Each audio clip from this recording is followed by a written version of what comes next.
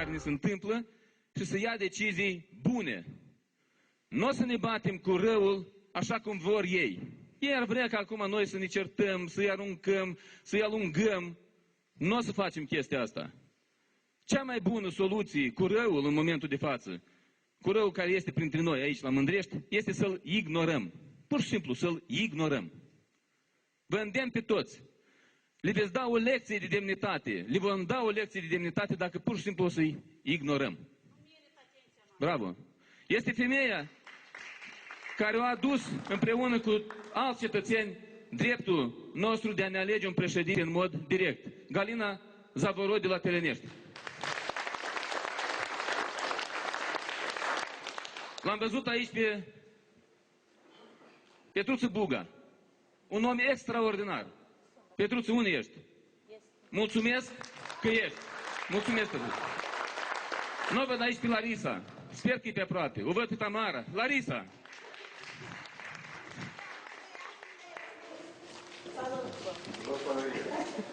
Mulțumesc foarte mult. Știu supărările, cunosc supărările.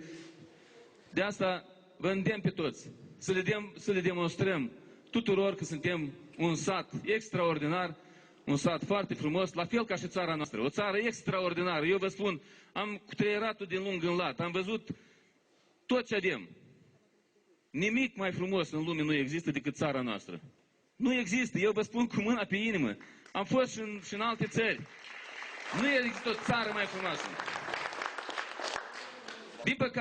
Din păcate, n-am fost atenți pe parcursul timpului și am lăsat ca această țara noastră să ajungă pe mâna unor criminali. A unor criminali care și-au bătut joc de noi și ne-au tratat așa cum au vrut ei. Noi fiind niște oameni, cum se cade, niște oameni educați, niște oameni foarte buni, ei au considerat că bunătatea noastră trebuie să o înțeleagă ca și naivitate, ca și prostie. Ei au înțeles că trebuie să beneficieze de bunătatea noastră, dar totul are o limită. Am făcut împreună cu dumneavoastră și cei de la Mândrești, cei de la Telenești, pentru că aici sunt și oameni din alte sate, am făcut ceea ce făcea odată Charles de Gaulle în Franța. Am adus dreptul cetățenilor de a-și alege președintele de către întreg poporul. Vă mulțumesc, mândreșteni, vă mulțumesc, teleneșteni, mulțumesc tuturor cetățenilor Republicii Moldova care au fost implicați în acest proces. Vă mulțumesc în mod deosebit pentru că în mare parte aceiași oameni care au strâns și au adus dreptul oamenilor de a-și alege un președinte, în mare parte aceiași oameni au colectat niște semnături pentru ca un om de la dumneavoastră din sat să participe la acest scrutin din 30 octombrie. Vă mulțumesc din suflet, mă închin în fața dumneavoastră și vă spun mulțumesc în numele celor peste cel puțin vreo câteva sute de mii de oameni care au arătat că au încredere în mine și vor să mergem înainte, ar vrea să participăm în acest scrutin. Eu n-am să trec în revistă ce s-a întâmplat în ultima perioadă de timp, pentru că dumneavoastră cunoașteți acest lucru. Suntem furați la factura de la energie electrică. De cine suntem furați? De Plahotniuc. Suntem furați la factura de la telefonia mobilă. De cine suntem furați? De Plahotniuc. Și de Lupu suntem furați. Și exact. Dar dacă ne uităm la billboardurile care sunt făcute prin toată Republica, o să vedem că acolo a participat și Leancă a participat, și Gimpu, și Lupu. Numai Plahotniuc nu se arată pe billboarduri. De ce n-ar fi venit el în acest scrutin? De ce n-ar fi venit el în acest scrutin? Doar i-am făcut invitație. Participă. Sfântul Eric. Acum, întrucât nu a venit dracu să participe la acest scrutin, dar a venit, l-a trimis pe Michiduț. Am avut de ales. Venim împreună cu un alt partid, Platforma Demnitate și Adevăr împreună cu alt partid, venim în același bazin electoral, să spun așa. Avem aceiași susținători. Toți vrem în țara asta binele țării. Toți dintre noi vor ca măcar o parte din cei plecați să se întoarcă acasă. Și au plecat peste 1 milion de oameni. Acel 1 milion de oameni înseamnă jumătate din populația activă jumătate din populația sau din oamenii care ar fi contribuit la bugetul nostru de stat, la bugetele locale, ar fi contribuit la pensiile și salariile bugetarilor, dar ei astăzi contribuie la bugetele statelor străine și mai contribuie la menținerea în Republica Moldova a unui regim criminal pe nume Plahotniuc cu peste 22%. Remitențele oamenilor noștri, copiilor noștri, a fraților noștri, ai părinților noștri, întrețin acest regim criminal. Îl întreținem cu toți noi. Noi, toți îl întreținem. Fără noi, el n-ar exista. Fără noi, el și-ar găsi alt loc în lume. Numai că în altă parte în lume ar da peste o justiție bună, ar da peste niște procurori liberi, ar da peste niște oameni care nu se vând la alegeri și acolo ei ar pieri pur și simplu. Iată de ce avem o datorie față de noi toți, față de copiii noștri, față de viitorul copiilor noștri, să transformăm țara noastră într-o țară pe cât de frumoasă, pe atât de civilizată, democratică, astfel încât plahotniuci, lupi, lenci, ghimpi și tot felul de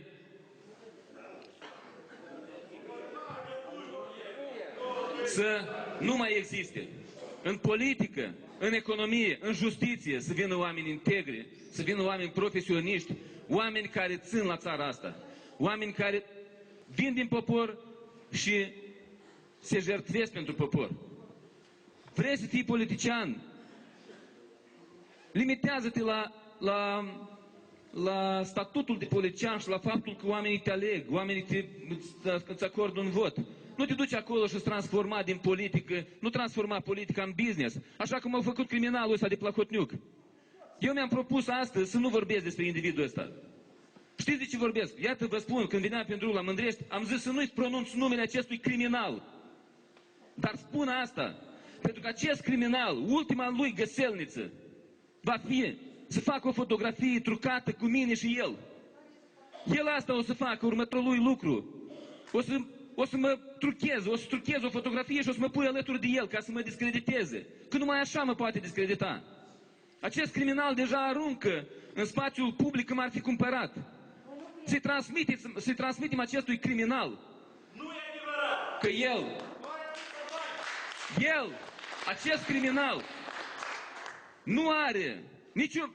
Banii de pe lume nu sunt cât costă un moldovean, un mândreștean de-al meu. Un mândreștean, tu sau altcineva. Banii de pe lume nu-i are.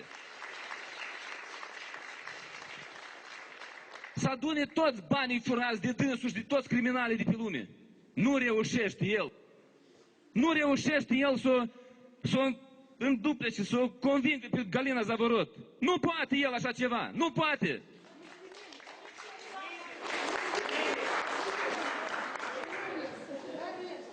Petruță, ce îi faci tu lui Plahotniuc dacă ar fi?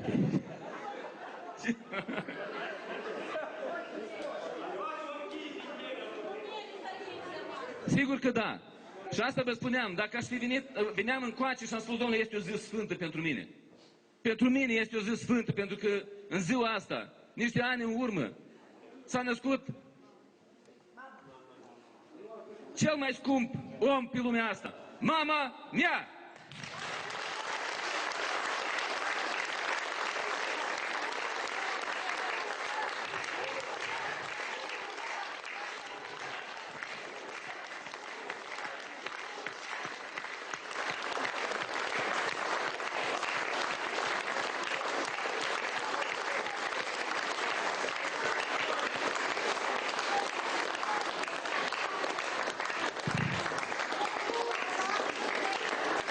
Mulți ani trăiască, mulți ani trăiască, la mulți ani!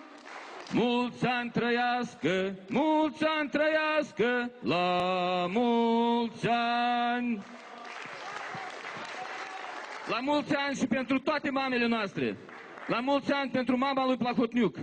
La mulți ani pentru toate mamele din această țară și din această lume!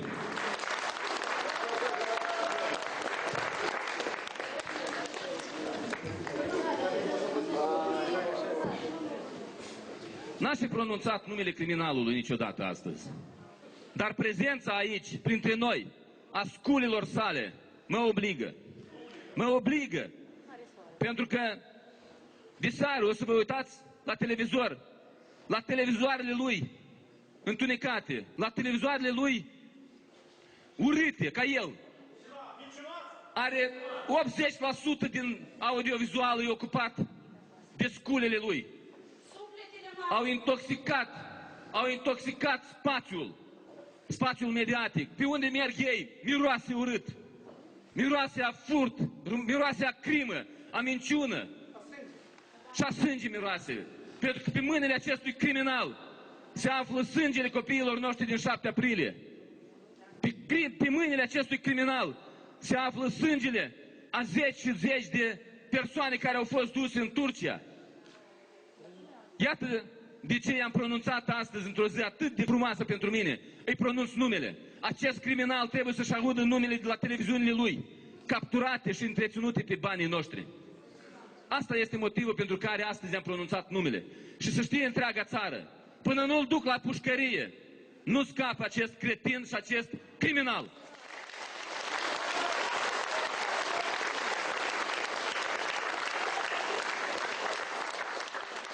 Și sunt sigur, nici pe dumneavoastră nu vă interesează de pe ce funcții sau de pe ce post o voi face acest lucru.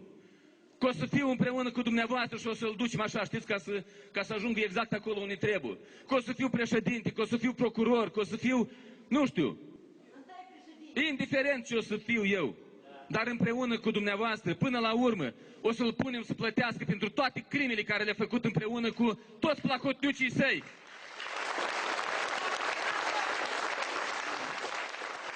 Împreună cu toate sculele sale. Ați văzut ce a făcut din Parlamentul Republicii Moldova. Parlamentul este un for care ar trebui să ne reprezinte. Pe cine reprezintă astăzi Parlamentul? Pe el. A furat cât a putut, 16% în alegerile din 2014, 16%. Și astăzi controlează un Parlament. Cum îl controlează? Prin corupere, prin filme, prin mizeria pe care el o emană. Așa controlează el un Parlament. Iată de ce avem obligația ca după ce câștigăm prezidențialele să ne concentrăm pe acest Parlament, să le eliberăm din mâna diavolului, din mâna criminalului Placotniuc.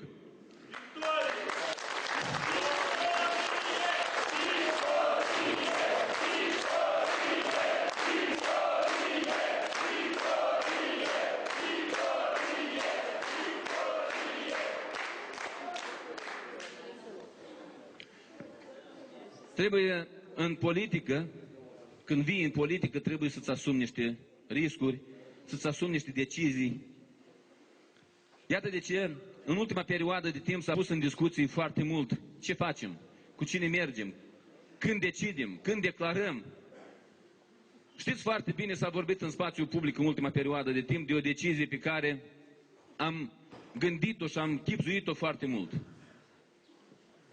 Știu foarte bine că în momentul de față, toată lumea își pune problema să meargă un anume candidat.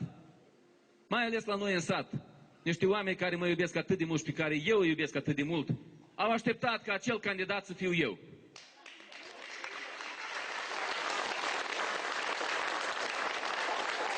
Știu acest lucru și vă mulțumesc din suflet pentru încrederea pe care mi-o acordați. Nu există sat în țara asta în care să nu mă duc și oamenii să mă cuprindă și eu să-i cuprind. Eu am strâns mâinile la zeci de mii de oameni în ultima perioadă de timp. Eu am văzut ce se întâmplă în țară. Eu am văzut realitatea cu ochii mei, nu de la televizoarele, indiferent ale cui. Eu am văzut-o în satele noastre, am văzut-o în orașele noastre. Eu știu ce este de făcut pentru țară. Și știu că, la fel ca și mine, există oameni în țara asta care pot face bine țării. Am decis împreună cu Platforma Demnitate și Adevăr ca în acest scrutin pe care, în primul rând noi, cei din platformă, prin acumularea celor 400.000 de semnături, l-am adus oamenilor, am adus acest drept, am decis că este mai bine pentru țară, mai bine pentru fiecare dintre noi, mai bine pentru copiii noștri, ca alături de noi să mai existe, să mai fie un partener de încredere. Acest partener este Partidul Acțiune și Solidaritate. Nu am găsit în alte partide parteneriate. Este un partid format din oameni ca și noi. Oameni care au considerat că acolo este locul lor. Oamenii platforme au considerat că aici este locul lor. Dar în mai mult decât interesele noastre de partid, mai mult decât interesele noastre electorale, în momentul de față, este interesul țării. Iată de ce avem obligația să ne conjugăm eforturile. Și cineva mă întreba, un om pe care eu îl respect, Constantin Cheianu, și se întreba și el, oare ce l-a determinat pe Andrei să ia indiferent ce l-a determinat pe Andrei să ia această decizie, este o decizie bună și așa mai departe. Vreau să-i spun și maestrului Cheianu și vă spun dumneavoastră tuturor. Nimeni, absolut nimeni pe lumea asta, nu mi-a influențat nici opinia mea, nici opinia colegilor mei. Nimeni și niciun interes ascuns, decât interesul țării. Dragostea noastră mare față de țară și față de oamenii acestei țări. Nu facem declarații mari, dar ăsta este curatul adevăr. Ăsta este curatul adevăr, pentru că asta era absolut firesc, absolut natural. Dinu Plângău, scoală Dinu, să te vadă toată țara. Dinu Plângău este cel care a pornit protestele în această țară. Nu eu, el. În 25 ianuarie, el a scos în stradă 150 de oameni.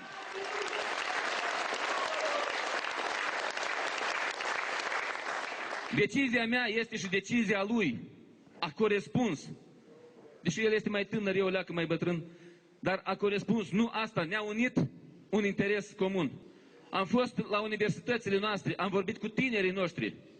Unii erau cu noi, alții erau cu PAS, dar cu toții am considerat că iată așa ne putem uni.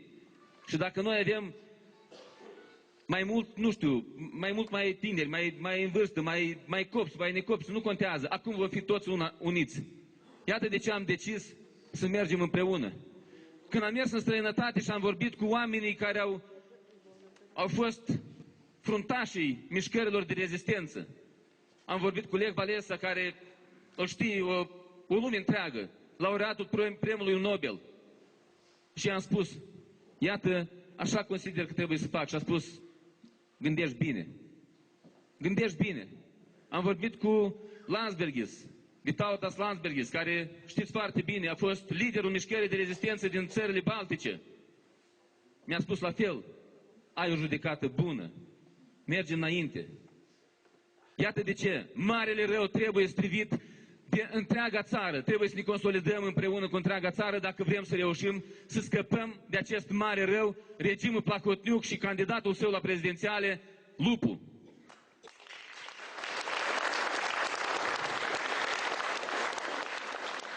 Este cunoscut că în turul 2 deja se vede Dodon. Se vede Dodon, nu știm din care buzunar. Nu știm din care buzunar, dar o să... nu știm. Știm. Nu știm exact în care, în stângul, în dreptul. Dar, până la Dodon, trebuie să nu admitem ca Plahotniuc să-și ducă candidatul său în turul 2. Iar în turul 2 să ne sperie cu tancurile rusești iară. Ne tot sperie de 25 de ani. Unul cu tancurile rusești, altul cu unirea, altul cu nu știu ce. Și în spatele la toate sperietorile astea ne fură pe toți la fel. Pe toți la fel ne fură. Că suntem români, că suntem ruși, ucraineni, găgăuși, toți. Pe facturile de energie electrică pe care le plătim lui Plahotniuc nu scrie ce naționalitate ai. Plahotniuc face împreună cu Șefciuc 120 de milioane de dolari anual. 120 de milioane de dolari anual de la 2 milioane de oameni care mai suntem în țară. Pentru aceste crime, acest criminal va sta la pușcărie.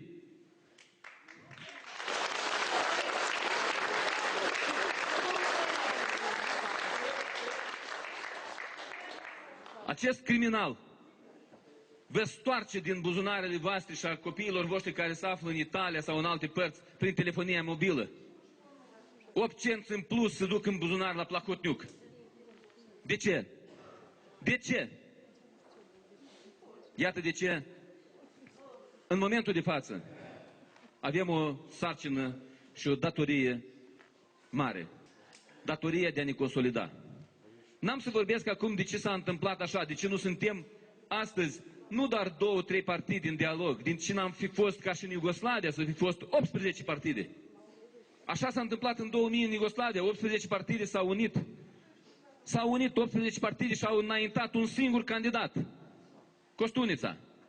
A câștigat în fața regimului Milošević și astăzi sârbii și muntenegrenii trăiesc ca niște oameni civilizați. Asta ar fi fost începutul nostru. Era, cu siguranță, treceam în primul tur, câștigam și terminam cu Plahotniuc. A reușit să bage zâzanii în noi, între noi, să ne certe unul cu altul, să ne împartă în ruși și români, în unioniști și stataliști, în vamaliști, în ce vrei. Pentru că el știe foarte bine. Nu a citit prea multe cărți, dar au auzit de la cineva. Împarte și dezbină și o să-ți fie ușor să conduci. Asta a făcut el. A dezbinat această țară sub toate criteriile posibile. Ce face Plahotniuc? Face bani cu Șefciuc și de aici ne fericește cu integrarea europeană. Spuneți-mi, vă rog, vrea Plahotniuc integrarea europeană? Integrarea europeană înseamnă pușcărie pentru Plahotniuc. Înseamnă pușcărie pentru Lupu. Înseamnă pușcărie pentru Șinu Candu. Înseamnă pușcărie pentru Filip. Înseamnă pușcărie pentru Ghimpu. Vrea Ghimpu unire? Ghimpu, dacă s-ar face unirea, paznic la Socola, paznic la spitalul din nebuni de la Iași n-ar avea loc. Nici paznic la spitalul din nebuni n-ar fi pus.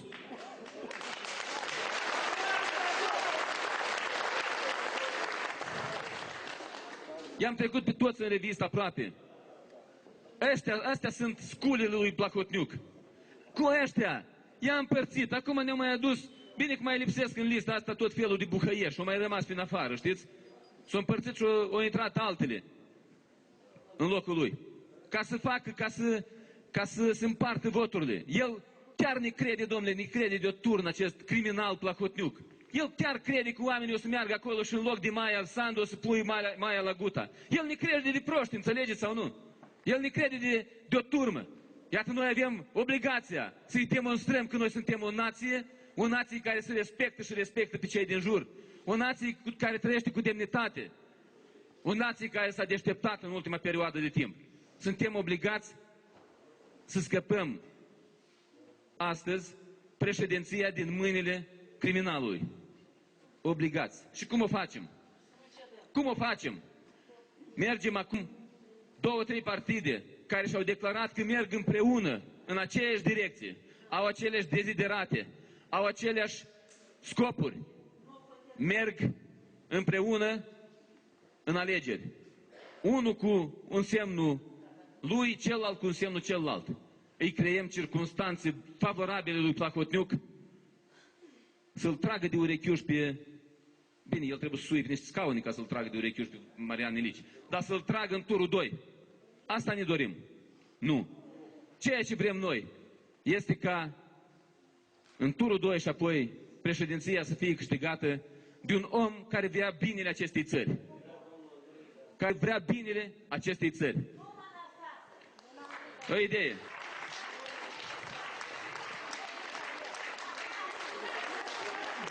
Da. Da. Asta era o opțiune, să merg eu. Era o opțiune, a doua opțiune ar fi să mergem împreună. Să mergem împreună, pe de parte Maia Sandu, pe de parte Andrei Năstase și în turul 2 ajungea Marian Lupu și cu Dodon. Ei deja au împărțit țara în două. Uitați-vă ce face partidul lui Dodon. Mimează în Parlament opoziție. Dacă eram cu partidul meu, cu 24 de oameni în Parlament, nu trecea o lege cum a trecut a lui Plahotniuc. Nu trecea, pur și simplu. Dacă eram 24 din platforma Demnitate și Adevăr în Parlament, astăzi țara era liberă. Credeți-mă. Iată de ce.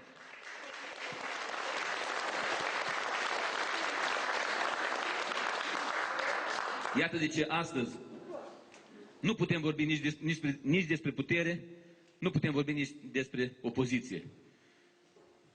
Decizia pe care a luat-o platforma Demnitate și Adevăr este una elaborată, este una gândită, este una trecută prin prisma interesului național. Este una trecută prin prisma interesului fiecăruia dintre noi. Platforma, ca și entitate politică, spun politologii, sociologii, specialiștii, ar fi avut acum nevoie să aibă reprezentantul său în alegeri. Și platforma va avea reprezentantul său în alegeri în forma în care a decis această platformă, care reprezintă sute de mii de oameni deșteptați în această țară.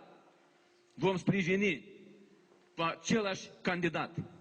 Pentru că doar așa putem să-l surclasăm pe candidatul criminalului Plahotniuc. Doar asta este șansa. Alternativa era păguboasă și pentru un partid și pentru altul. În viață este bine uneori să știi să cedezi. Să cedezi anumite lucruri pentru a câștiga mai mult. Sau să cedezi în ceva de la tine ca să câștige familia ta, ca să câștige țara ta, ca să câștige viitorul acestei țări. Iată de ce decizia Platformei Demnitate și Adevăr anume așa este motivată, așa este gândită. Fac lucrul ăsta la mine în sat. Oricum era programată întâlnirea mea cu dumneavoastră, oricum trebuia să vin astăzi acasă să-mi felicit mama și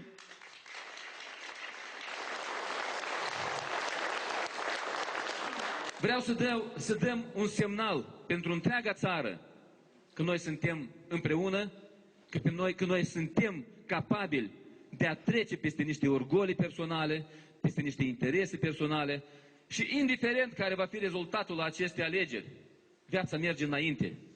Copiii de la facultățile la care am fost în vizită acum în campania asta în care mi-am spus cele 5 puncte prioritare, toată lumea spunea, avem nevoie de unitate. Și cred că gestul Platformei Demnitate și Adevăr anume asta spune. Prin unitate vom doborî regimul criminal care batjocorește o țară. Am o rugăminte către oamenii care țin cu tot din adinsul, ca anume cel de care s-au apropiat atât de mult, la care țin atât de mult, să participe la acest scrutin. Am să vorbesc cu fiecare în particular și am să vă conving că asta este soluția cea mai bună.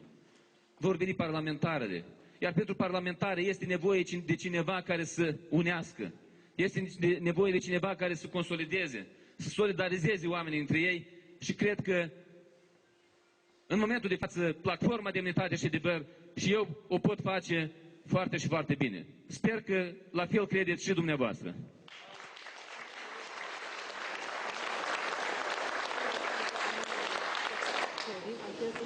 Trebuie să ținem cont și de prezidențiale. Este un lucru foarte important, am spus-o. Pentru mine nu este un trofeu președinția, nu este un scop în sine, este un mijloc de scoatere din captivitatea anumitor instituții.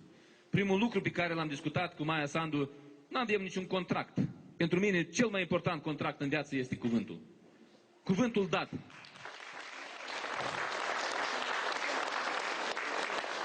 Primul lucru pe care l-am discutat cu procurorul general. Ce facem cu procurorul general? Am convenit împreună că în funcția de procuror general trebuie să fie un om integru, un om profesionist, un om care să se ghideze doar de propria, de intima sa convingere, lege și să analizeze fapta fiecăruia în conformitate cu acea lege și intima convingere. Am căzut de acord și asta e un lucru extraordinar. Că va fi unul de aici, că va fi unul din străinătate, important este să fie liber de mafie și de politic. Și alte lucruri le-am discutat. Și eu și doamna Sandu este dispusă să preia punctele de reper sau punctele prioritare din programele noastre.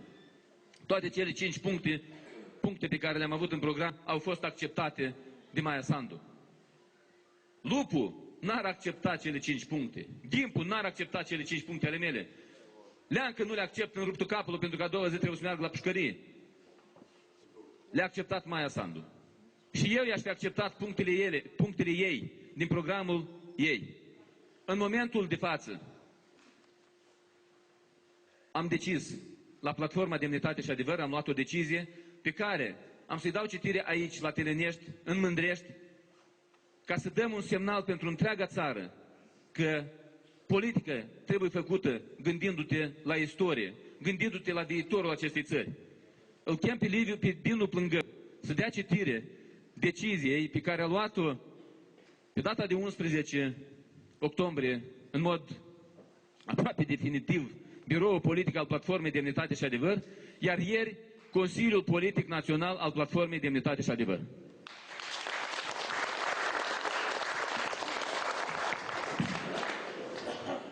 Bună ziua tuturor! O să dau citire declarației Consiliului Politic Național al Partidului Platforma Demnitate și Adevăr. Pentru prima dată în istorie de 25 de ani a Republicii Moldova, o forță politică sănătoasă, emanată din sânul unei mișcări populare fără precedent, a dat dovadă de maturitate și grijă față de țară. Partidul Platforma Demnitate și Adevăr și Andrei Năstase au făcut un gest de onoare și de o mare responsabilitate politică, respectând angajamentul privind desemnarea candidatului unic la funcție de președinte al Republicii Moldova, din partea partidelor anti-oligarhice. Această decizie reprezintă esența valorilor politice în baza cărora a fost construit Partidul Platforma Demnitate și Adevăr. Interesul țării și al cetățenilor și demonstrează că în Republica Moldova au apărut lideri politici curajoși și vizionari, care și-au asumat un alt mod de a face politică. Valoarea deosebită a acestei decizii este dată și de faptul că anume la inițiativa liderului Partidului Platforma Demnitate și Adevăr, prin colectarea celor 400.000 de semnături, mișcarea protestatară a obținut pentru cetățeni dreptul constituțional de a alege președintele în mod direct de către întreg poporul. Conștientizând faptul că unica posibilitate de anihilare a campaniei de fraudare masive a legilor și a segmentare a votului pentru candidații opoziției anti-oligarhice este conjugarea eforturilor și desemnarea doar a unui candidat. Ținând cont de interesul țării și al cetățenilor Republicii Moldova, urmărind neadmiterea accederii în turul 2 de scrutin al reprezentantului puterii oligarhice, dar și obținerea victoriei asupra candidatului opoziției geopolitice, Consiliul Politic Național al Partidului Platforma Demnitate și Adevăr ia act de decizia Biroului Politic Permanent din 11 octombrie 2016, referitor la oferta politică făcută partenerilor de dialog și de răspunsul acestora privind participarea în alegeri cu propriul candidat. În consecință, Consiliul Politic Național decide ca Partidul Platforma Demnitate și Adevăr să sprijine în campanie electorală candidatul Partidului Acțiune și Solidaritate, Maia Sandu. În același timp, Consiliul Politic Național solicită candidatului desemnat să își asume punctele prioritare din programul prezidențial al lui Andrei Năstase.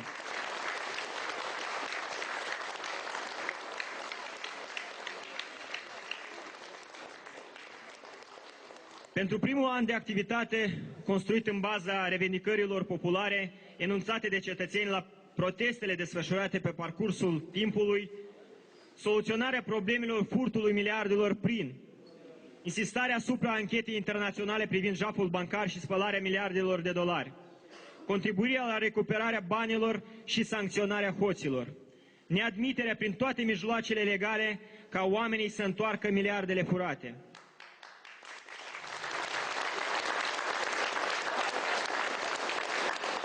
Transformarea revendicărilor social-economice ale oamenilor în inițiative legislative, prioritare fiind majorarea pensiilor cel puțin până la minimul de consum, stimularea inițiativei private, a investițiilor străine și locale care vor genera noi locuri de muncă bine plătite și vor motiva tinerii să rămână acasă.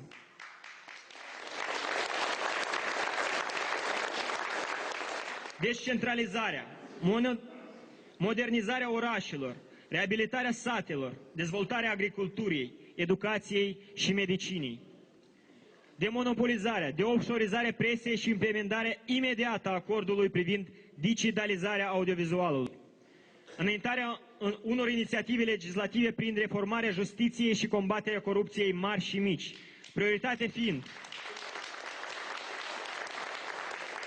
desemnarea unui procuror independent, transformarea Centrului Național Anticorupție într-un DNA și scoaterea instituțiilor anticorupție de sub influența politică.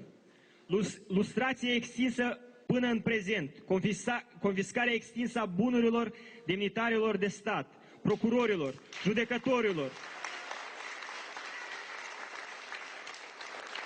precum și a rudelor acestora, care nu pot demonstra sursele de venit pentru achiziționarea acestor bunuri. Declanșarea cât mai rapidă a alegerilor parlamentare anticipate.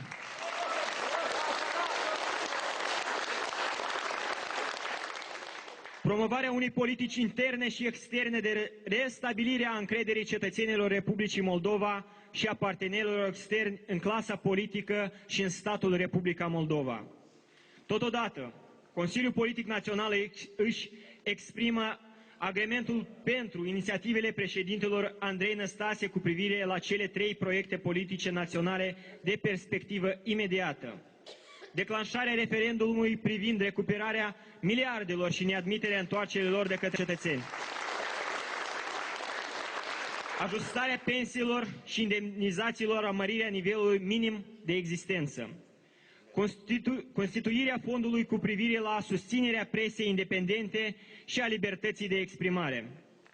Consiliul Politic Național al Partidului Platforma Demnitate și Adevăr vine cu un apel către membrii și simpatizanții săi, către toți cetățenii Republicii Moldova din țară și din diasporă, să se pătrundă de gravitatea situației în care ne aflăm, de pericolul acapărării în totalitatea instituțiilor statului de către oligarhi și la alegerile prezidențiale să dăm dovadă de responsabilitate și poziție civică. La 30 octombrie să ieșim la votare împreună cu familiile, prietenii, vecinii și să alegem candidatul unic al forțelor anti-oligarhice, care va stopa instaurarea dictaturii plahotniuciste, va pune bazele schimbării clasei politice și readucerea țării pe făgașul normalității. În același timp, chemăm partenerii de dezvoltare, instituțiile internaționale să monitorizeze îndeaproape procesul electoral pentru a preveni și sancționa abaterile și falsificările puse la cale de actuala guvernare.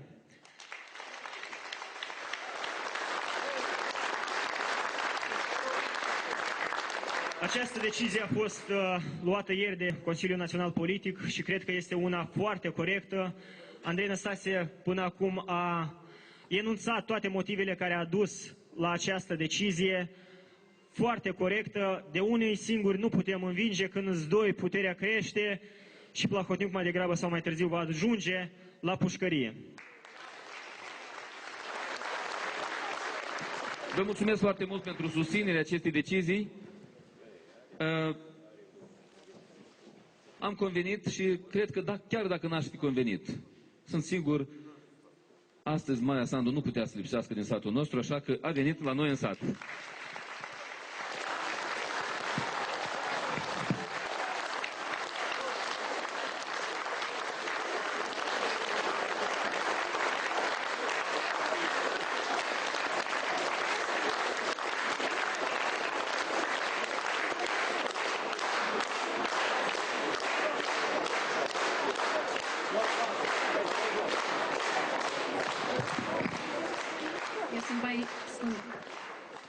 Bună ziua și vă mulțumesc frumos pentru că mă primiți așa călduros, chiar dacă se putea întâmpla și altfel, glumesc.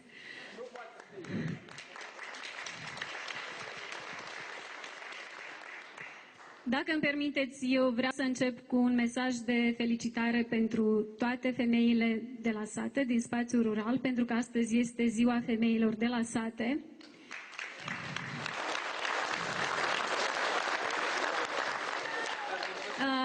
Și eu sunt născută la sat, chiar dacă am plecat mult timp de acolo, dar revin și știu cum se trăiește la sat. Știu cât de greu le este femeilor de la sate, știu cât de multă sărăcie este, știu cât de greu se muncește acolo. Știu că sunt femei care trebuie să plece și să-și lase copiii acasă pentru că nu pot să se descurce în țara lor din cauza corupției. Și pentru dumneavoastră, în primul rând, suntem noi astăzi aici și facem acest efort comun. Vreau să o felicit pe doamna Ana Năstase cu ziua de naștere, pentru că înțeleg că este ziua dumneaei. Vreau să-i urez sănătate și rezistență și vreau să vă fac o promisiune aici.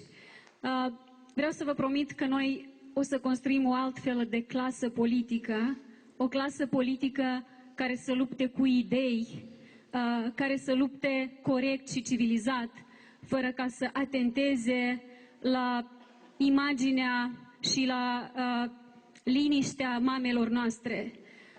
La liniștea mamelor noastre pot să atenteze doar niște politicieni lași. Spunem că construim o astfel de clasă politică și domnul Andrei Năstase și colegii de la Platforma Da deja au demonstrat că sunt altfel de politicieni. Eu vin acum din raionul Sângerei, am fost de dimineață în 3 sate acolo și vreau să vă spun că în toate 3 sate oamenii apreciază enorm gestul pe care l-ați făcut dumneavoastră, pentru că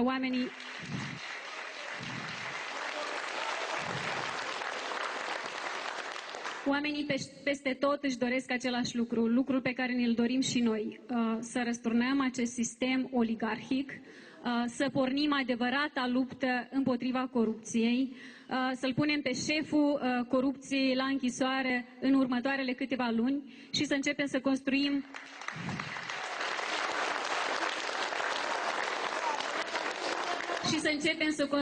o țară și o societate cu instituții care funcționează în interesul cetățenilor, așa încât să putem să rămânem acasă, să putem să ne asigurăm o viață decentă, muncind cinstit. Pentru că noi muncim cinstit, dar din păcate în acești 25 de ani trăiesc bine mai degrabă cei care nu muncesc cinstit, mai degrabă cei care nu au învățat la școală, care au copiat, au furat note, diplome, după care au ajuns să fure bănci.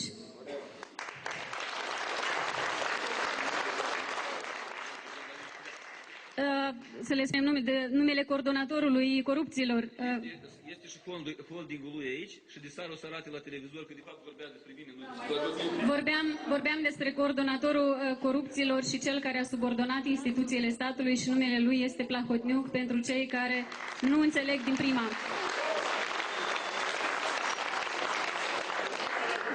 Spuneam că noi avem acum același obiectiv și este tare important ca să ne unim în jurul acestui obiectiv.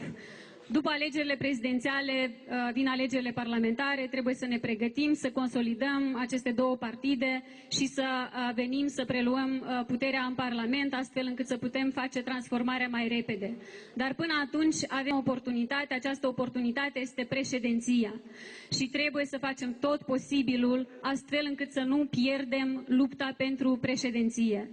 Este important ca să dăm semnal acestei guvernări că până aici a fost, mai departe nu se va admite ceea ce au făcut ei până acum, dar este important să transmitem un mesaj și cetățenilor noștri, cei care se gândesc să plece și cei care deja au plecat. Cea mai mare provocare a acestei țări este faptul că oamenii nu mai cred în statul Republica Moldova. Oamenii nu mai cred că merită să investească în viitorul lor aici acasă. Oamenii nu mai cred că merită să cumpere un apartament, să-și facă o casă, să-și întemeiască o familie, să aibă copii aici. Ori noi nu putem să trăim bine dacă devenim o țară fantomă. Noi avem nevoie de tineri care să aibă locuri de muncă acasă, care să plătească impozite ca să putem finanța educația și medicina. Avem nevoie de oameni care lucrează și plătesc contribuții în fondul de asigurări sociale ca dumneavoastră să vă primiți pensia. De asta avem nevoie să transmitem un semnal pozitiv acum, nu peste 2 luni, peste 2 ani și așa mai departe. Acum trebuie să facem acest lucru și acum trebuie să venim cu acest efort. Acum câteva minute am primit și informații despre decizia celor de la Partidul Liberal Democrat și ei sprijină Consiliul lor politic național, au luat o decizie să sprijine candidatura mea în această luptă. Eu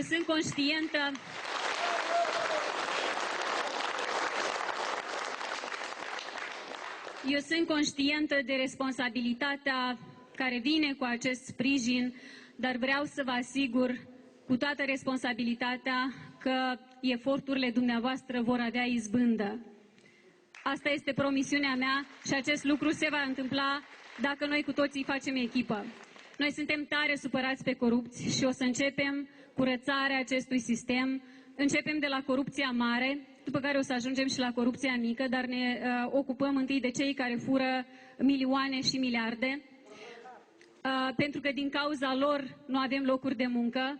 Cine o să investească într-o țară despre care toată lumea știe că aici se fură 12% din produsul intern brut? Așa am devenit noi cunoscuți în toată lumea. Țara cea mai săracă în care guvernanții au furat cea mai mare sumă. Cine o să investească din Republica Moldova știind că va fi hărțuit de către instituțiile statului care ar trebui să fie interesate ca noi să avem cât mai multe afaceri, ca noi să producem cât mai multe lucruri, ca să avem locuri de muncă, ca să plătim impozite. Nu, ei sunt cei care vin și care ne hărțuiesc ca să nu vrem să facem nimic în Republica Moldova. Cum putem noi să plătim salarii mai mari profesorilor și medicilor dacă din bugetul de stat se fură? Și se fură prin sistemul bancar, dar nu doar. Curtea de Conturi de curând spunea că în ultimii 4 ani nu s-au plătit impozite la stat în valoare de câteva miliarde de lei. Miliarde de lei. De ce? Pentru că anumite companii au scutiri, sunt scutite de plata impozitelor, pentru că așa au decis parlamentarii.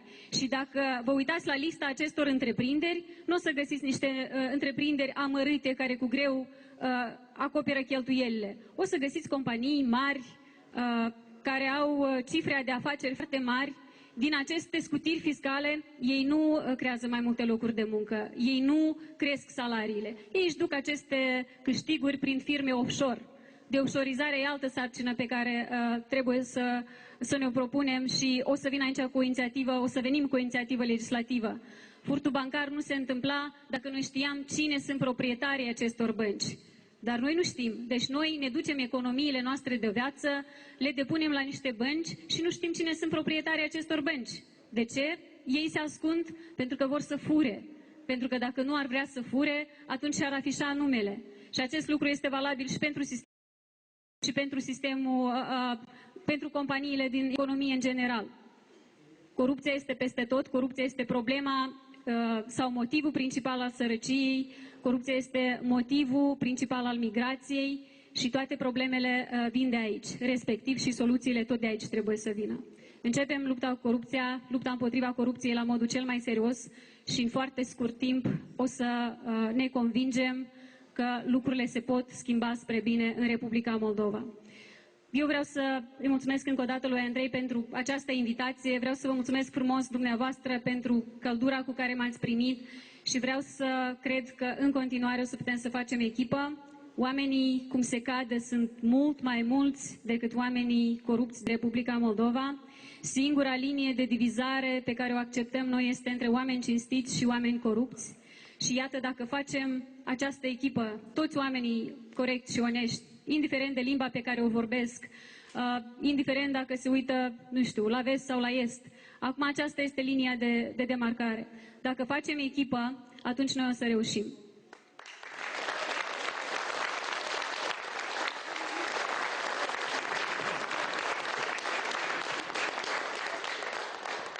Cred că s-au spus toate ce trebuia să spunem.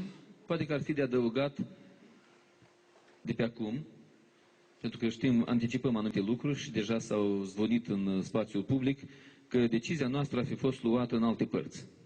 Eu vă asigur cu mâna pe inimă și este aici omul cu care am discutat în ultima perioadă foarte mult și eu vreau să vă spun, în ultima perioadă ne-am spus unul altuia, suntem pe cont propriu. De fiecare dată când întrebam ce faci, mă întreba doamna Sandu ce fac, pe cont propriu. Deci, decizia noastră este una luată pe cont propriu.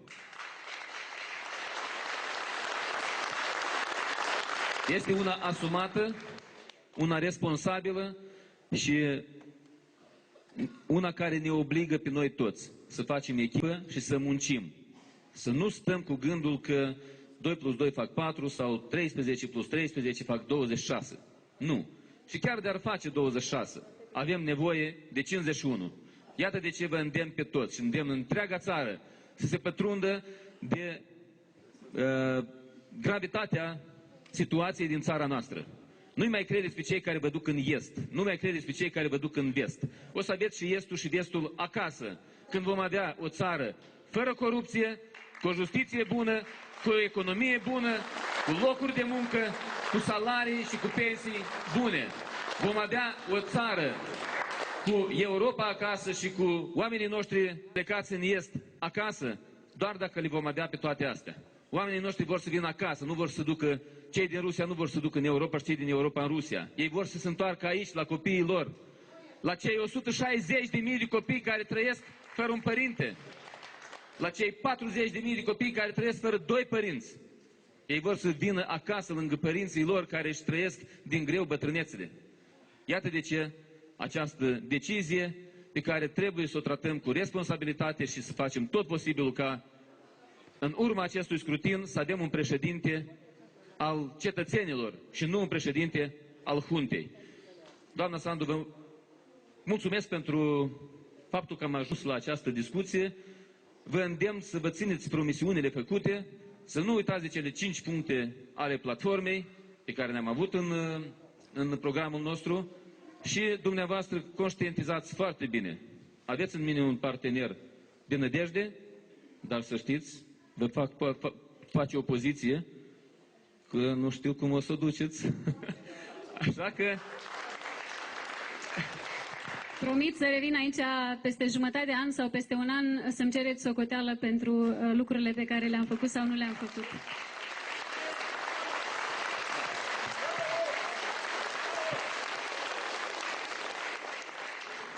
Iată, ăsta este satul în care m-am născut. Iată, ăsta este satul. Așa trebuie să facem Republica Moldova. Mândri, integri, oameni devotați acestui neam și uitați-vă, demonstrația faptului este că astăzi sunt aici alături de noi. Vă mulțumesc de suflet!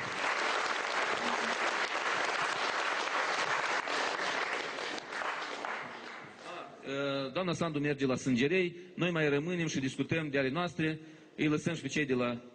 Da. Domnul Vecislav Marandici vrea să spună ceva în numele...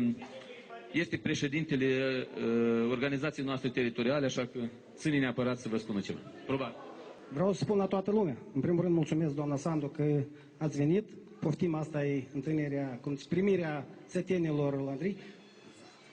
Eu vă mulțumesc și setenilor că ați ajuns și ați înțeles hotărârea corectă a lui Andrei Năstase. A fost foarte grea. E grea pentru toți, pe toți ne doare. Dar asta e situația și reieșind din situația care s-a format, haideți să fim înțelegători. Mulțumesc foarte frumos. Mulțumesc frumos. Mă închid și credeți-mă că într-adevăr e ceva greu de înțeles, dar asta e situația. Și așa cum a procedat Andrei Năstase, mai arătat un exemplu. Dacă vouă e greu, cred că lui a fost numai ușor. El a știut și câte pietre să fie, și eu știu câți din voi n-au dormit vreo câteva nopți și cu cât greutate a venit aici ea. Mulțumesc frumos. Vreau să fac o adresare pe cont propriu. Nu m-am înțeles cu nimeni. Nu știu, e corect, nu e corect. O adresare către celelalte partide. Eu cred că s-a format nucleul opoziției democratice care împotriva partidelor care merg împotriva poporului, să zicem așa. Fac o adresare. Încă nu este târziu. Cred că este binevenit ca să ai drept să gândească corect și să alături, nu partidul nostru, dar să susțină candidatura lui Maia Sandu în alegerile care sunt. Să-și retragă la fel candidaturile lor și să demonstrăm că în ultimul ceas noi putem primi hotărâri corecte. Nu-i târziu. Eu cred că îi fac și o propunere și domnul Marian Lupu, cu toată neîncrederea că va o susține, dar dacă este și se declară că este democrat, susține integrarea europeană, luptă cu corupția, aude, cred că ne ascultă, sunt convins, îi rog frumos să se gândească bine și să primească o hotărâre corectă. Încă nu-i târziu. Doar că decide nu Marian Lupu, Vecislav, decide altcineva, așa că... De asta avem nevoie de un președinte independent care să decidă împreună cu poporul, nu cu cei care stau în spatele lui. Vă urez succes vă țineți împreună. Dacă veți fi împreună, noi cred că susținătorii vom susține și vom reuși. N-avem încotro. Ne călcăm pe inimă și mergem înainte. Asta e situația.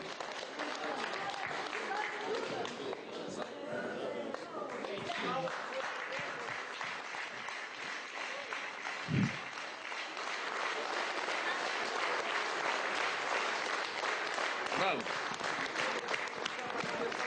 Vă mulțumesc din suflet, iată o demonstrație de mândreștie. Mulțumesc! L-am văzut pe Badea Gheorghe plângând. L-am văzut pe Badea Gheorghe plângând. Badea Gheorghe care a crescut de mic, îmi punea injecții. E un om extraordinar. Și eu știu de ce plânge. Eu știu de ce plânge, pentru că a avut un vecin bun, Badea Gheorghe, nu-i așa? Bine. Bun. Eu am văzut-o pe Galina plângând, am văzut-o pe... Ascultați-mă. Eu am vrut să întreb pe doamna... O secundă, doamna Galina, o secundă. Doamna Galina Zavorot. Noi acum, când o întrebăm acum pe doamna Sandu, deja ea e în drum, eu vreau să închidem puțin discuția aici, pentru că și întrebați-mă pe mine, iată, eu am rămas și eu am să vă răspund chiar la totul, dar am zis că mai presus de orgolile noastre, mai presus de interesele noastre, ei, nu era bine ca eu să vin astăzi de ziua mamei mele și să spun, domnilor, eu n-am cedat. Nu cedăm, noi n-am cedat. Asta este cel mai important lucru care trebuie să-l spunem. Nimeni nimic n-a cedat, nimeni nu s-a retras. Noi am găsit soluția cea mai bună de a participa în aceste alegeri. Credeți-mă că este cea mai bună. Dacă îmi dă cineva o soluție mai bună, întoarce-vă înapoi pe doamna Sandu, dar nu există o soluție mai bună. Trebuie să conjugăm eforturile. Avem acum, în acea ființă firavă pe care ați văzut-o aici, avem și integrare europeană, avem și anticorupție, avem și voință pentru schimbare, avem și voință pentru alegeri parlamentare anticipate, avem. Și o să stăm de veche ca promisiunile făcute să fie îndeplinite. Vom reuși doar dacă ne vom conjuga eforturile. Iată, Vecislav Maranici a venit cu ideea consolidării, măcar acum, dacă n-a fost chip înainte de a intra în campanie. S-ar fi putut, înainte de a intra în campanie, să ne lăsat la o masă, să venim cu un candidat comun. Nu s-a reușit atunci. Nici acum nu-i târziu. Se poate, dacă se vrea cu adevărat schimbare, dacă se vrea cu adevărat binele acestei țări, se poate. Și vreau să vă mai spun o chestie. Am primit niște mesaje, le-ați văzut probabil și public, au venit și din Germania, au venit și din altă parte. Din Germania vorbesc de la Parlamentul German. Este adevărat și nevastă m-a mai felicitat, și nașul meu, și toți prietenii mei.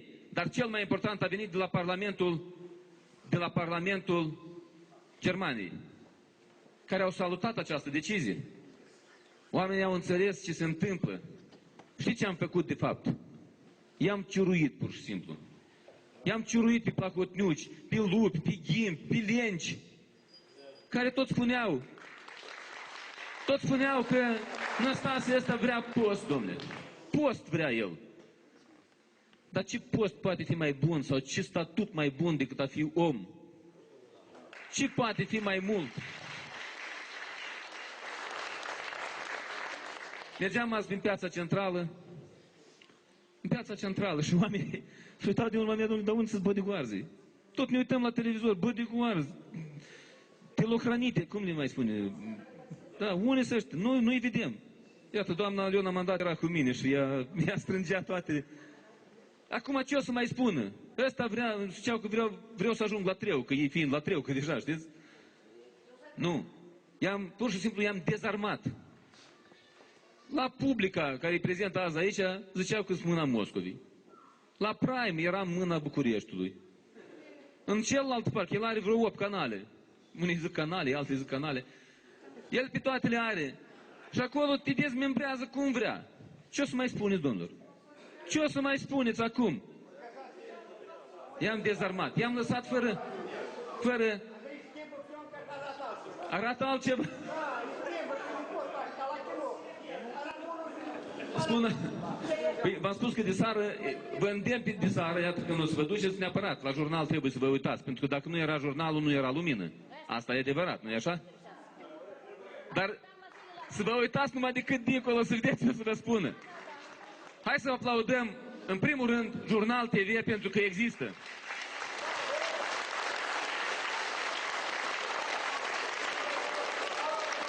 Hai să aplaudăm Privesc.eu. Să aplaudăm Privesc.eu pentru că este alături de noi și nu trunchiază absolut nimic. Tot ce am spus s-a dat pe public și putem să găsim. O secundă, neapărat, Pietric Buga trebuie să vorbească. Obligatoriu. Dar au fost trecute cu vederea 3 lucruri la care țin foarte mult. Doamna Sandu a vorbit despre oamenii de la țară, despre femeile de la țară. În Republica Moldova avem peste vreo 6.000 de oameni care au 125 de lei pensie. Imaginați-vă că acela e vecinul nostru. Un vecin de-a nostru are 125 de lei pensie. Dar dacă ne mai imaginăm că acei 125 de lei îi are o mamă de-a noastră, un tată de-a nostru. Și avem o obligație mare să terminăm odată cu așa ceva. Avem în Republică pensii de sub 1000 de lei, în condițiile în care bandiții ăștia ne desenează în statisticile lor, 1834 de lei minimum de existență. Ce înseamnă asta dacă nu este un genocid social când oamenii au 700-800 de lei?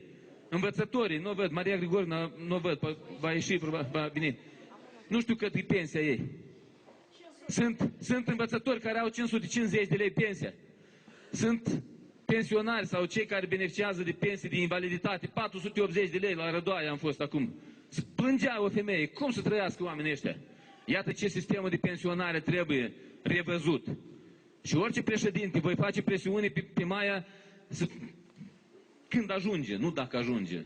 Când ajunge acolo, vom face presiune să vină cu inițiative legislative. Să vină cu inițiative legislative pentru modificarea sistemului de pensii. Este greu, este complicat, pentru că fondul social este falimentar în momentul de față. Au furat și de acolo cât au putut. Cât au putut. Iată de ce și decizia noastră. Decât să riscăm să nu ajungem în turul 2 și de acolo să câștigăm, am zis să mă retrag. Mai bine să fac presiuni, să știu că voi avea. Cu doamna Sandu voi avea comunicare. Cu bandiții ăștia, ei nu știu a comunica, ei nu cunosc limba civilizației. Ei știu limba banditească.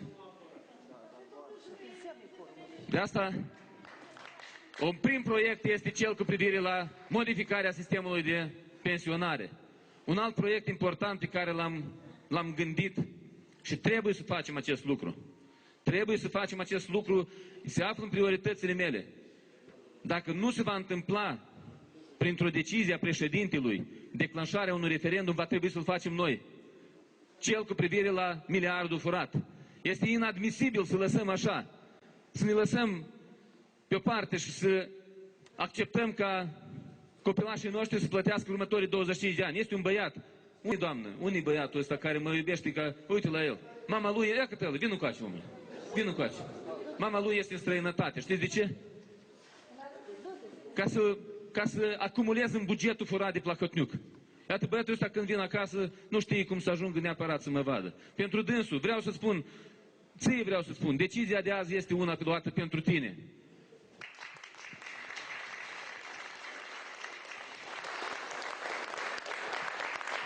Ca el sunt încă 160.000 de copii.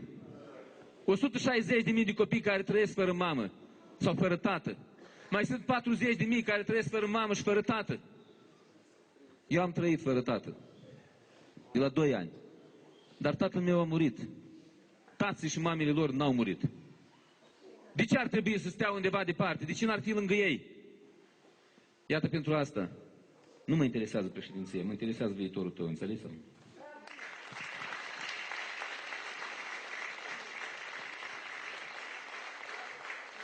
Eu am să aș sta la Mândrești mult și bine, atât mii de... Tamara, nu plânge, dragă, nu plânge, știu. Știu, pentru că după ce plec eu de aici, vei lua bagajul și se duce în Italia. Știu asta. Dar înțelege-mă. și să înțelegem cu toții, mai presus decât orice este viitorul copiilor noștri.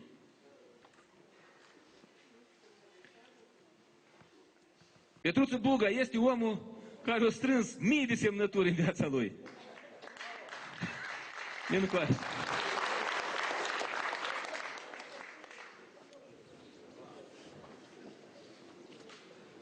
Nu departe de mine trăiește. Știți unde trăiește, nu?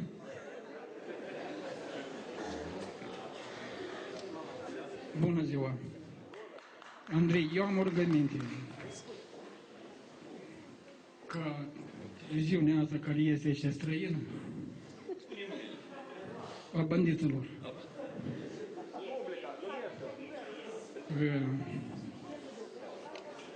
Ca Jurnal TV să și mai des publicat.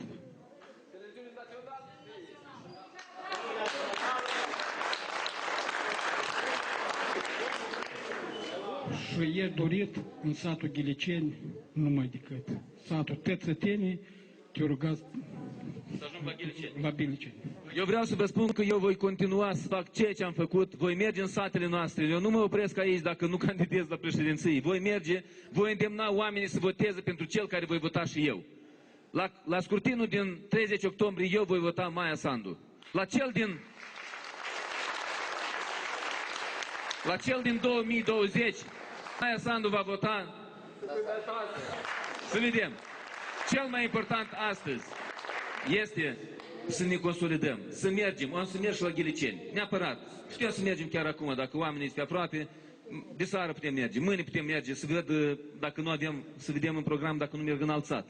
În rest, va trebui să mergem prin sate. Și când ai vorbit, ia uitați-vă, și nici n-am făcut niciun fel de proiect, niciun fel de program, niciun fel de scenariu. Petruță Buga este un om la mine din sat. Le spunem și la canalele lui Plahotniuc.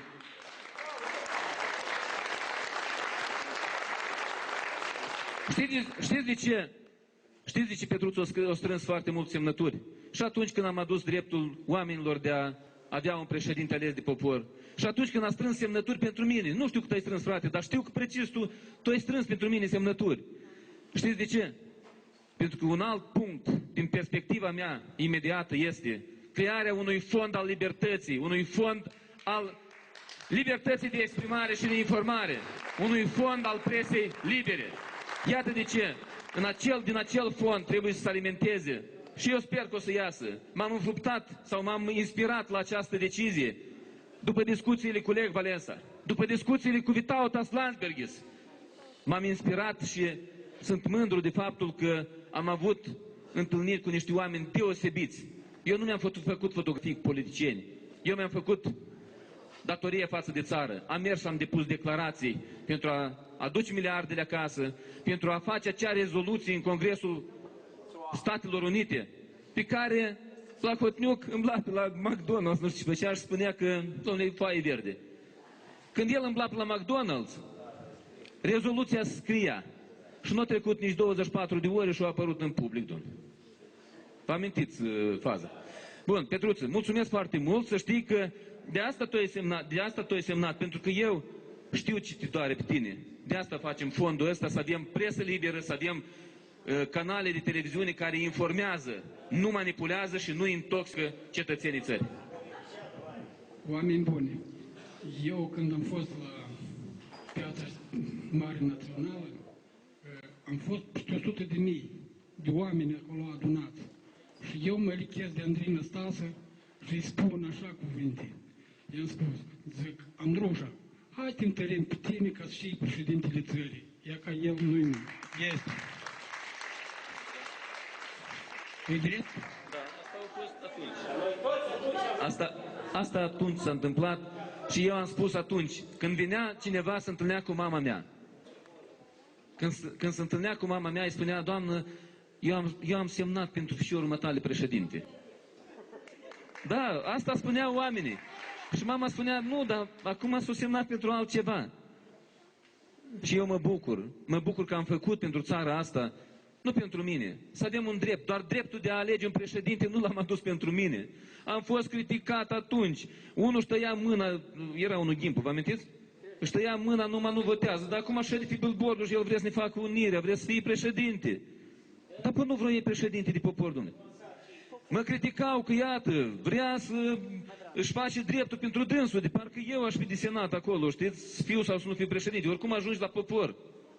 Am făcut acest efort împreună cu colegii mei din platformă. Am apelat și la alte partide. Și trebuie să recunosc, doar consolidat s-a putut reuși astăzi să avem 400.000 de semnături. Doar datorită acelor 400.000 de semnături avem astăzi dreptul de a alege un președinte. Iată de ce, odată ce am ajuns să avem acest drept, suntem obligați să-l tratăm,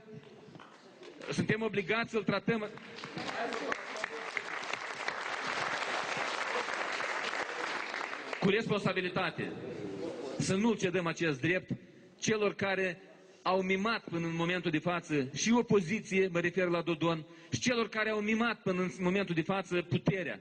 Puterea nu este pentru a te îmbogăți tu, pentru a-ți agonisi pentru tine și pentru familia ta, parale de pe contul oamenilor. Puterea este dată pentru ca tu să faci din țara ta o floare. Să faci din țara, să trăiască în țara ta, să trăiască tot mai bine și mai bine. Mă întreb câteodată la Timofte ăsta. Poate n-ar trebui să vorbim, că este prea mic. Cum ai luat tu țara 4 ani în urmă? Cu 3 miliarde în visteria statului. Cum lași tu țara fără 1 miliard cel puțin în visteria statului? Ca să nu mai vorbesc de alte miliarde pe care le fură Plahotniuc în fiecare zi. Cum ai luat tu Plahotniucul în 2005 țara? Păi de atunci el o ține în mâini. Din spatele lui Voronin și apoi din fața lui. Cum ai luat-o tu atunci? Și cum ai să o lași când o să trimitem la pușcărie? Degeaba îmbătrânesc ăștia. Degeaba îmbătrânesc, n-au înțeles nimic de la viață. Bun. Astăzi, pentru astăzi era programată o conferință de presă. Mergem înainte. Acum, doamnă, eu am să vă spun în privat, ca să nu audă și Plahișul, știți? În privat. Doamna Ana, frumos nume, ca așa fetei mele, ca așa mamei mele, la mulți ani. Am să vă mai spun. Era o conferință de presă. Dacă sunt întrebări la presă, vorbesc la presă, e bine. Aveți întrebări cei de la public sau nu mai aveți? Da? Bine, altă dată. Pentru... Deci. Da. Da. Vă salut și vă spun la mulți ani tuturor. Vă mulțumesc pentru gestul care l-ați făcut.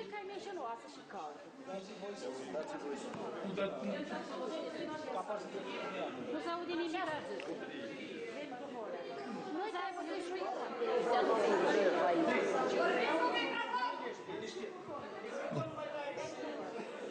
Eu am auzit, dar nu puneți mie. Am să vă spun eu întrebarea, ca să nu... Am să vă spun eu întrebarea. S-a întrebat cum comentez faptul că domnul Renato Usatăi a îndemnat susținătorii platformei DA să voteze cu domnul Ciubașenko. Renato Usatăi poate face orice. Eu mi-am îndemnat simpatizanții platformei, membrii platformei, susținătorii platformei să voteze candidatul unic al forțelor democratice, Maia Sandu.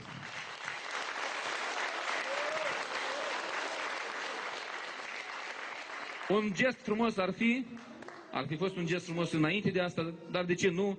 Iată să se dea curs inițiativei venite de la domnul Vecislav Marandici, un cetățean din satul Mândrești, care a făcut un îndemn către alte partide să susțină acest nucleu pe care l-am clădit zilele astea și să mergem cu un candidat comun, Maia Sandu. Da, mulțumesc foarte mult.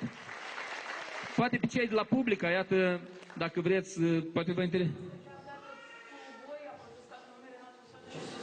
Domnișoară, ați auzit întrebarea mea? Ați auzit răspunsul meu? Atât.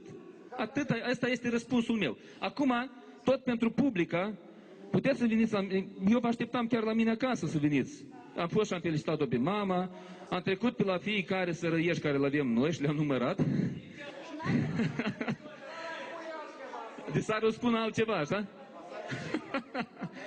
Iată, eu vă îndemn, oameni buni, când o să vorbiți, să fiți grijulii, că atunci când spuneți, Să nu spuneți cumva ca să zic că ați spus altceva. Așa s-a întâmplat la noi în sat. Știți ce s-a întâmplat, da?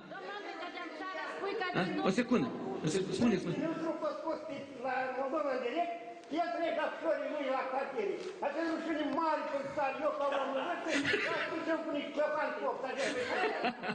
Bă, tu că ești ministru, la Moldova direct, nu și spui că eu plec la cartiere. Eu îi dau lui Plahotniucul ăsta nostru și lui și la toți ortașii lui și la ăștia de la Publica și de la Canalul 1 și de la 2, am spus că le dau toate casele mele, în afară de casa părintească, a noastră, mamă, nu le dau casa asta nici, mai bine știu eu ce le dau.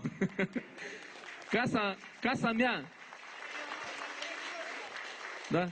În rest, să se ducă să le caute și să le iei pe toate. Acum vă întreb o chestie și vă spun și dumneavoastră. Iată, după ce ne-a arătat casele, după ce ne-a arătat, s-a băgat peste familia mea, s-a băgat peste mama mea, îi întreb eu pe peticii ăștia de Plahotniuci. Ce-ți faci, băi, băiete, tu în parlamentare, a? Când câte minciuni spuse despre mine și nimic nu s-a adeverit. Băi, Nemernicule și ești, dacă eu aș fi greșit undeva în viață, tu crezi că nu eram acum la pușcărie sau tu crezi că nu îndrăznei? Îndrăznei. Eu sunt un om liber, sunt un om curat și nu mă tem de Plahotniuci, nici măcar să și e măcar 100 în țara asta.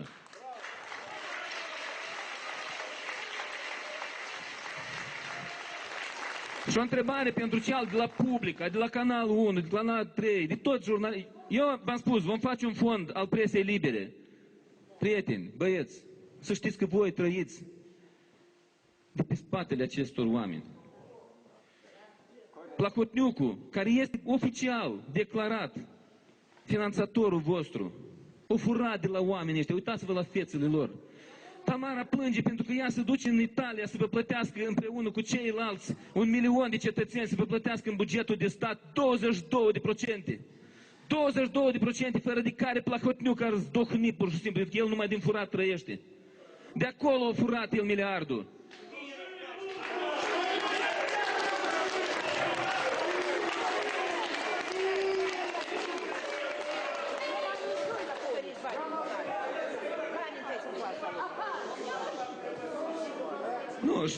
Nu, dar Plahotniuc nu ies în public, băieți.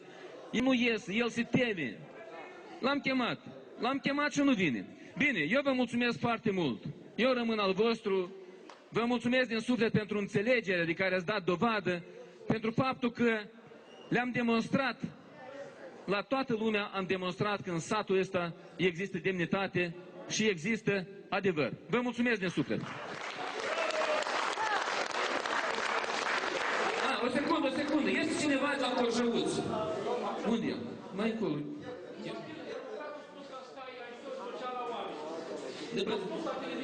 Partidul Democrat? Da, Marian Lupoț, ca stai istoria socială la oameni, că schii primari și oamenii care lucrează au mai puțin salariu ca partidul care au ajutor social. Dar el poate spune orice. Nu-l credeți. 13 ani, Marian Lupu a stat la putere, băieți. 13 ani. Ce-a făcut el pentru țara asta? Unde e omul de la... Iată omul de la Corjăuț a venit la Mândriești, stați o leac, băieți. Nu, da. Nu e o problemă, Bună ziua! Oameni buni, eu mergând...